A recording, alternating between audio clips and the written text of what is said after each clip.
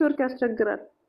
አብሽሪ ጥያቄሽ ምንድን ነው? እሱዬ እኔ ከክርስቲያን እምነት ተከታይ ነኝ እና በጣም ጥያቄ የሚሆኑብኝ ነገሮች ስላሉ ነው። እኔ እስልምናን በጣም ነው የምወደው። ለምሳሌ እስልምና ማለት በጣም ደስ የሚል ነገር ነው። ራቁት አለመሄድ ራሱ በጣም ትልቅ ክብር ያለው ስፍራ ነውና ለምሳሌ እስልምና ውስጥ ያሉ ሴቶችን በጣም ነው ማደንቃቸው። የምር ራሳቸውን ሸፍነው ለአንድ አምላካቸው መገዛታቸው ከምንም በላይ በምድር ራሳቸውን ሰትረው የኖሩ ጀግና እህቶቻችን ናቸው።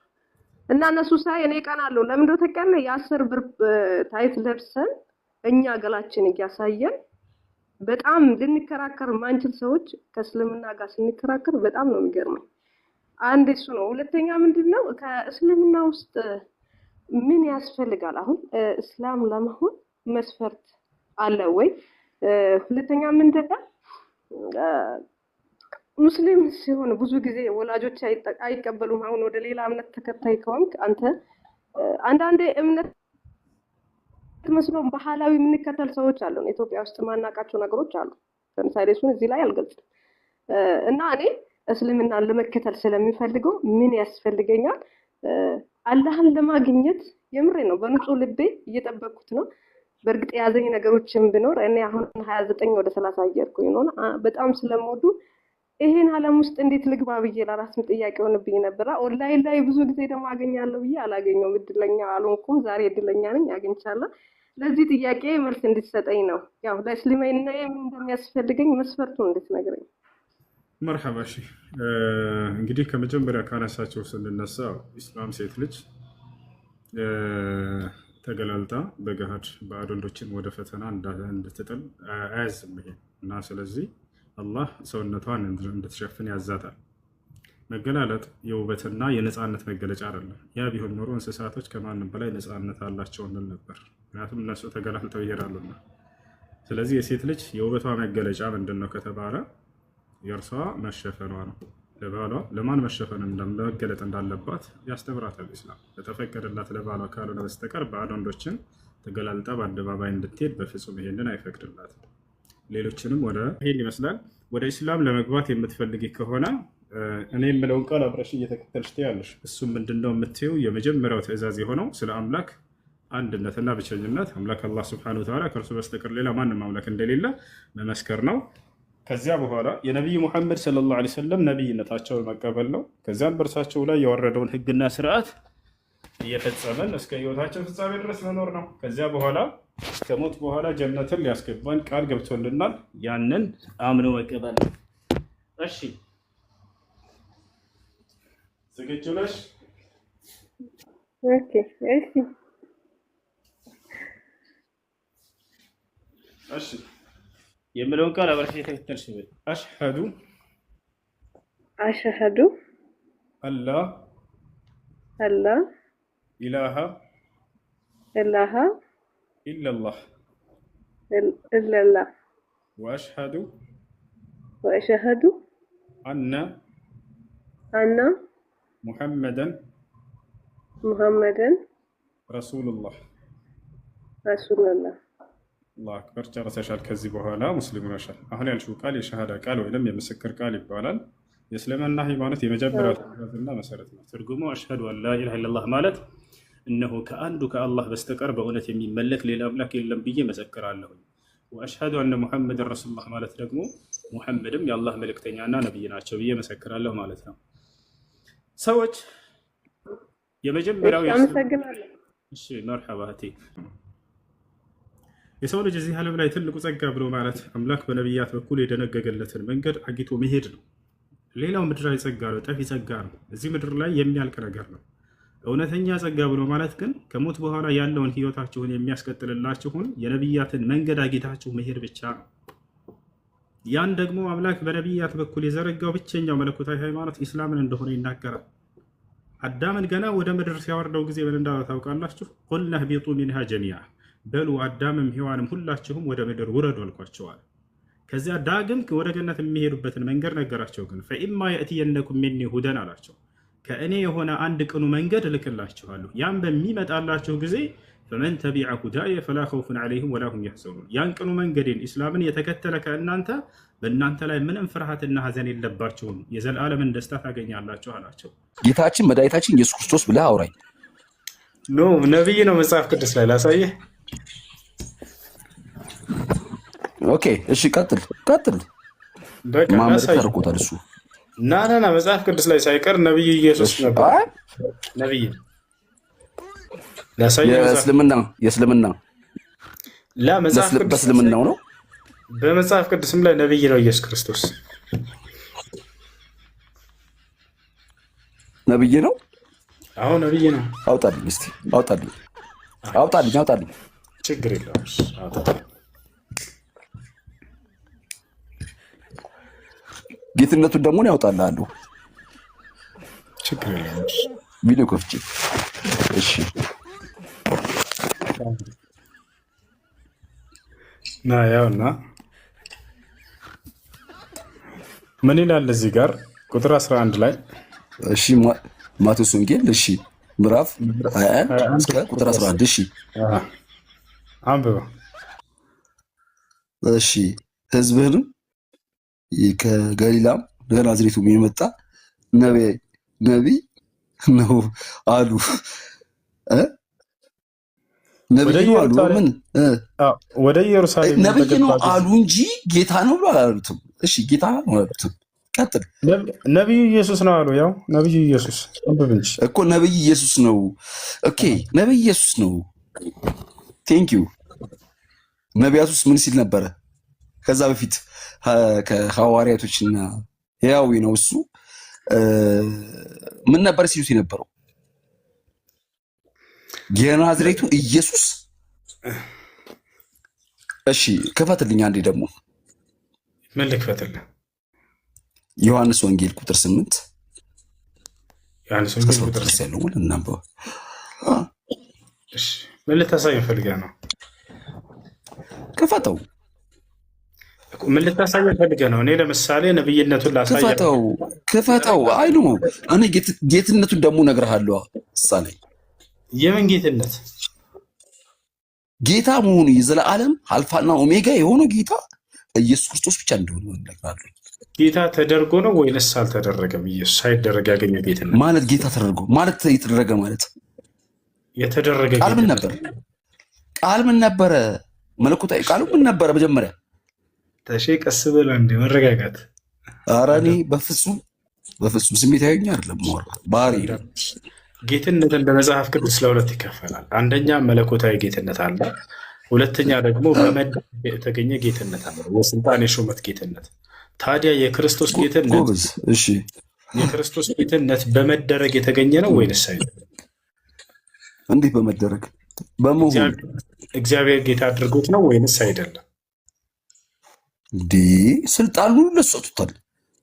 ስለዚህ ኢየሱስ ክርስቶስ ጌትነቱ በመደረግ ያገኘው ጌትነት ነው አይደለ? በአምላክ ጸጋ ነው ያገኘው። ከአምላክ ጸጋ ደግሞ ከአምላክ ለሰው ልጆች የጸጋ ጌትነት ነው። ጎበዝ ልጅ ተሼ፣ በጣም ጎበዝ ሰው ነው። የጸጋ ጌትነት ነው ማለት ነው የክርስቶስ ጌትነት አይደለ? ከአምላክ የተሰጠው ጌትነት ነው። ምንም የሚተካከል ባህሪ ነው እንጂ ያለው ከአምላክ ጋር የሚተካከል ባህሪ ነው ያለው። አንዴ ጌትነቱ በመደረግ የተገኘ ጌትነት ነው አይደለ? መንክሱን ማለት በመደረግ አልገባኝም። ይሄ በመደረግ የምትለው ሀሳብ እንዴት እንደሆነ አልገባኝም። ለምሳሌ በመደረግ ስትል የሆነ ነገር አድርገህ ስማኝ፣ አንዴ ቆይ ስማኝ። አሁን በእስልምና በመደረግ እንዲህ ሳባዎቹ እንዲያደርገዋል፣ እኛ ምናደርግ መሐመድ እንዲያደርገዋል፣ እኔም ላደርግ ይቀጥል። መሐመድ የመጣው አለመዝነት ነው ብለን ታምናንተ። ስማኝ ቆይ አንዴ ትይል ቆየኝ አንዴ እየተደማመጥ እሺ። ኢየሱስ ክርስቶስ ጌትነቱን በመደረግ ነው ያገኘው ወይንስ አይደለም? ፈጣሪን ታውቀዋለህ? ቆይ በፈጣሪ ነው ያልኩህ። በመደረግ ስትል አልገባኝ። ማን ያደረገው? አዎ ጌታ ተደርጎ ነው ኢየሱስ። ማን ያደረገው? ጌታ ክርስቶስ። ስማኝ፣ ጌታ ኢየሱስ ክርስቶስ ጌታችን መድኃኒታችን ኢየሱስ ክርስቶስ ተደርጎ ነው ነገራቶችን በማድረግ እንጂ በመደረግ አይደለም። በማድረግ ላሳይ፣ ማስረጃ ላሳይ። በቃ ያው እና ክርስቶስ ማለት ተደርጎ ስትለኝ አልገባኝም። የተደረገ ነገር ነው እሱ ታሪኩን የደገመው እያልከኝ ነው? አዎ ተደርጎ ነው ጌታ ተደርጎ ነው ጌታ ያደረገው። አንተ አቂዳ ዋህብያ ነህ አይደል? ሰለፊዎችን ለምንድን ነው ቆይ ስማኝ፣ ዋህብያ ነህ አንተ ዋህብያ ነህ። አንተ ዋህብያ ነህ። ሰለፊውን እንደ ሙስሊም ታየዋለህ? ዋህብያ ምንድን ነው? እሺ ዋህብያ ያራዳለች እንዲህ ፈገግ ምናምን። ዋህብያ ምንድን ነው? መሐመድ ስማኝ፣ የአብዱል ዋሃብ እንትን ተከታይ ነህ አንተ። እሺ ምን ዋህብያ ማለት ነው? ለአንተ አትከተልም። እሺ ዋህብያ ማለት ምን ማለት ነው? ትርጓሜ ምን ይፈልጋል? ዋህብያ አራጅ ነው፣ ገዳይ ነው። አስተምሮቱ ከእስልምና ማስረጃ የወጣ ነው። ማስረጃ ሌላ ምን ልጨምርልህ? ማስረጃ ነው የምትጨምርልኝ? ሌላ ማስረጃ። አሁን የቱ ጋር ያገኘው ማስረጃ? መረጃን አቅርብልኝ መጀመሪያ። አንተ አቂዳ ልንገርህ። ማስረጃ ላሳየኸውና ይሄን ላይ ያገኘው ያውና ማስረጃ እዚህ ጋር ነውና ቁጥር 36 ይታያል። እግዚአብሔር ኢየሱስን እግዚአብሔር ጌታም ክርስቶስም እንዳደረገው የእስራኤል ወገን ሁሉ ይወቅ ይላል። አየህ አይደለ? እንግዲህ ይህን ኢየሱስን እግዚአብሔር ጌታም ክርስቶስም እንዳደረገው ይወቅ። ስለዚህ ጌታ ተደርጎ ነው ኢየሱስ። ጌታም ክርስቶስም እንዳደረገው የእስራኤል ወገን ሁሉ ይወቅ። ኧረ በእናትህ እንዴት ነው የምትረዳው? እንደ ቁርአኑ እንዲህ ወደ ግራ የምታነቡ? በወደ ቀኝ አንብበው ሲተርጉመው እሱ አይ ቁም ነገር ነው። አንብበው በደንብ። አቤት እግዚአብሔር ኢየሱስን ጌታም ክርስቶስም እንዳደረገው የእስራኤል ወገን ሁሉ ይወቅ አለ። ስለዚህ ክርስቶስም ጌታም የሚለው ለክርስቶስ ከእግዚአብሔር ዘንድ የተሰጠው ጌታም እስራኤልም በመደረግ ያገኘው ጌትነት ነው። ያ ደግሞ የስልጣን ጌትነት። ማን ያደረገው? እናት እሱ ማን ያደረገው? ግን ይሄን እግዚአብሔር ያደረገው። እሺ በእግዚአብሔር ታምናለህ አንተ? እኮ በእግዚአብሔር ታምናለህ? ይሄን ያደረገ እግዚአብሔር ታምናለህ? አንዴ ወደ ማመኑ እንመጣለን በኋላ። አንዴ መጽሐፍ አይደለም ቃሉ እንዶ በአንተ አንደበት ጣፈጠኝ። ተሺ አንዴ ነጥቡ ላይ ታወራለህ ወይንስ አታወራም? አይደለም ታምነዋለህ ወይ? እግዚአብሔር ሊደረገ አውቀሃል፣ ተረድተሃል? አዳምጥ። እግዚአብሔር የሚል ስም ነብያቶች አያውቁም፣ አላስተማሩም። እንደዚህ ብዬ ነው የማምነው። ከፈለክ በዚህ ላይ ማውራት እንችላለን። ይህ የኢትዮጵያ ክርስቲያኖች የትኛውም ዓለም ላይ የማይታወቅ አንተ እኮ አንድ አልመለስክልኝም። እስልምና ከመሐመድ በፊት ነበር ወይ? እስልምና በአላህ ዛሬ እሑድ ነው። እንደ ይቅርታ ጋር እኮ እስልምና ከመሐመድ ለማንኛውም እንድትረዱ የተፈለገው ነገር ምንድን ነው? ጌታ ነው ይሏቸዋል ቶሎ ብለው። የመጀመሪያ የምትጠይቋቸው ኢየሱስ ጌታ ነው ሲሏችሁ ጌትነቱ የክርስቶስ ምን አይነት ጌትነት ነው ብሏቸው ምርጫ ስጧቸው። በመደረግ የተገኘ ጌትነት ነው ወይንስ መለኮታዊ ጌትነት ነው ብሏቸው። አይ የተደረገ አይሆንም እሱ ምክንያቱም አምላካዊ ጌትነት ነው ያለው ይሏቸዋል። ያው የሐዋርያት ሥራ ምዕራፍ 2 ቁጥር 36 ላይ እግዚአብሔር ኢየሱስን ጌታም ክርስቶስም አደረገው ይላል። ስለዚህ ክርስቶስነትም ጌታ ተደረገ፣ ክርስቶስን ተደረገ። ክርስቶስነትና ጌትነት እንትን ያሉ ከአምላክ ዘንድ የተሰጡት ጸጋዎች ናቸው። እሺ ሌላ ያደረገውን አምጣልኝ ሊሏቸው ይችላሉ። እግዚአብሔር ጌታ ያደረገው ኦሪት ዘፍጥረት ምዕራፍ 45 ቁጥር 9 እግዚአብሔር ዮሴፍን ጌታ አደረገው ይላል። አያቸው አይደለ? ጌታ አደረገው። ስለዚህ እግዚአብሔር በርካታ ሰዎችን ጌታ ያደርጋቸዋል፣ ይሾማቸዋል ማለት ነው። ይህ የስልጣን ጌትነት በመደረግ የተገኘ ጌትነት ነው። ጌታ ሲባል ሌላ ነገር እንዳይመስላቸው አለቃ ማለት ነው፣ ሹመት ነው። በህዝቦቻቸው ላይ አለቃ ተደረገው፣ ሹም ተደረጉ፣ አስተማሪ ተደረጉ ማለት ነው። ህዝቦቻቸውን ያስተምሩ ስለነበር ከአምላካቸው ስልጣን እየተሰጣቸው ነብያቶች ክርስቶስም ከነዚያ ሁለት የሆነ ነገር አንድ ጊዜ ሊዮ በቃ አሁን ቀደም ጃ ሊሰጥህ ሲል ምሳሌ በአንተ አይ እንዴት በእኔ ምሳሌ ታደርጋለህ በፍጡር መለኮትን ብለሃል አይደለ?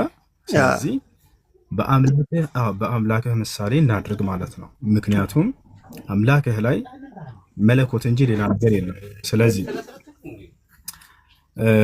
አብ ወልድ መንፈስ ቅዱስ አምላክ ናቸው አይደለም? አምላክ ነው። አምላክ ነው። አምላክ ናቸው። አምላክ ናቸው።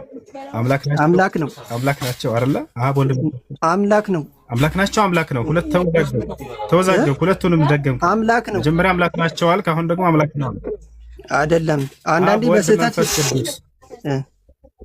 አምላክ ነው። በቃ በስህተት ነው። በቃ ልለፍ። አምላክ ነው። እሺ አምላክ ነው። እሺ አብ ወልድ መንፈስ ቅዱስ እነዚህ ሶስቱ እጆች አላቸው ወይንስ የላቸውም? አላቸው። አላቸው። አምላክ ናቸው። ልብ በሉ። አብ ወልድ መንፈስ አምላክ አይደል? አምላክ ናቸው አትበል። አምላክ ነው። አምላክ ነው። እጅ አላቸው። እሺ ሶስቱም በስጋ አለው። አልጠየኩም። መለኮቱን ነው። አብ ወልድ መንፈስ ቅዱስ መለኮት ናቸው አይደለ? ወይንስ መለኮት አይደሉም? ስጋ ናቸው፣ ፍጡር ናቸው።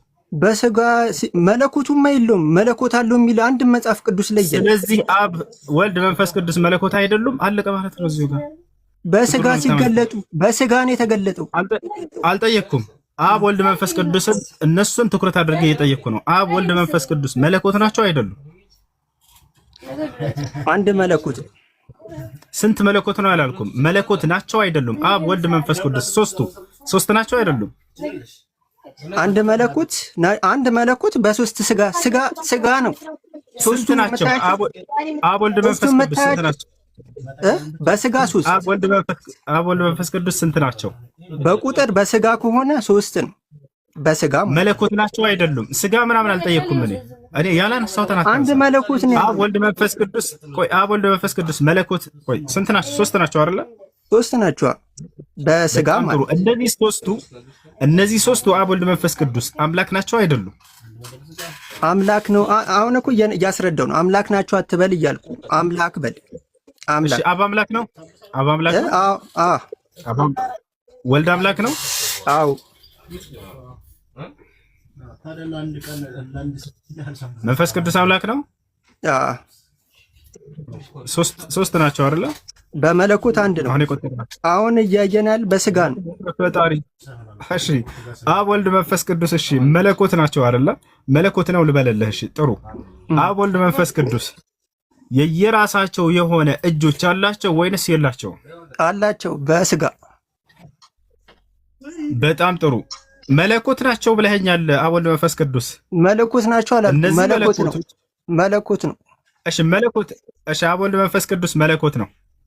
እጆች አላቸው የላቸውም? ኧረ በስመ አብ። አዎ አላቸው በስጋ። እሺ በጣም ጥሩ። የእያንዳንዱ እጅ ስንት ነው? የአብ የወልድ መንፈስ ቅዱስ እጆች ስንት ናቸው? አብ 2 እጅ አለው። መንፈስ ቅዱስ 2 እጅ አለው። ወልድም 2 እጅ አለው በስጋ ማለት እና ማስረጃ ሳየኝና እየቀጠለ እንድንሄድ ና። ትልቁ ላይ ነው ክፈት። ለእያንዳንዳቸው ሁለት አሁን ጥቅስ እኮ አብርሃም ቤት ሲገለጡ ጥቅሱን እንትኑን አብርሃም ቤት ሲገለጡ በሶስትነት አብ ወልድ መንፈስ ቅዱስ እንደተገለጡ አሳየን። በቃ አየህ አብ ወልድ መንፈስ እንትኑን ቁጥሩን አሁን ለጊዜው የማይመች ቦታ ላይ ስለሆነ ነው። እና ግን አብርሃም ቤት በሶስትነት ተገልጧል።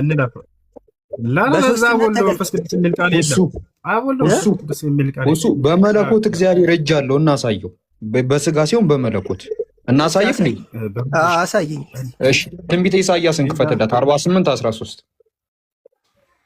ትንቢተ ኢሳይያስ 48:13 እሺ ክፈትለት ያንብብ። ጣት ሁላ አለው። ጣትም እናሳየዋለን። ያንብቦ እሱ ራሱ ያንብቦ።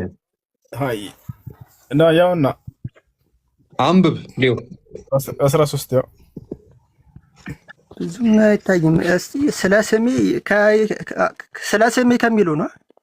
እጄም ምድርን መስርታለች። ያው ብዙም ስለ ስሜ ቀጣዩን ምንድነው? አይ ቁጥር 13 ቁጥር 13 ያው ኦኬ። እጄም ምድርን መስርታለች፣ ቀኝም ሰማያትን እስቲ ዘርግታለች። ኦኬ እግዚአብሔር ምድርን በምኑ ነው የሰራው? በእጁ። ኦኬ እጅ አለው እግዚአብሔር? በስጋ ሲገለጥ እዚህ ጋር በስጋ ተገልጦ ነው እንዴ ምድርን የሰራው እግዚአብሔር? ምድር በስጋ ተገልጦ እንዴ ከአብርሃም ቤት ከመገለጣቸው በፊት እኮ ነው በስጋ ተገልጦ ነው ምድርን የሰራው። ዓለም ከመፈጠሩ በፊትም እኮ መገለጥ ይችላል።